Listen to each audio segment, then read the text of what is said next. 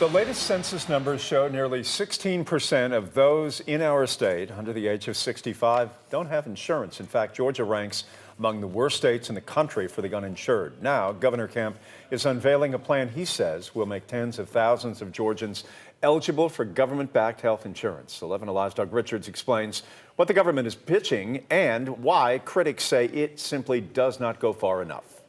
Even his critics say Governor Kemp is taking steps that will enable more Georgians to access health care. Kemp's plan creates a work requirement for enrollment, like a job training, education enrollment, or volunteer work.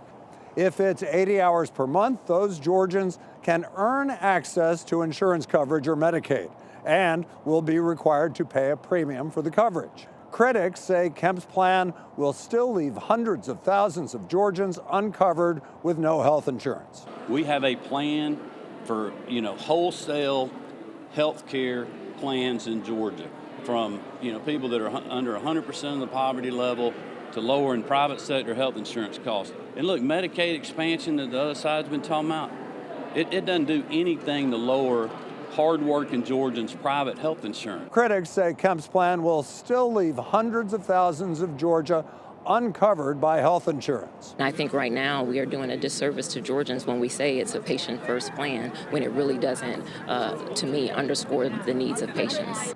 Kemp's plan still requires approval from the federal government, and his plan to lower insurance premiums with state spending will also require approval from the legislature next year.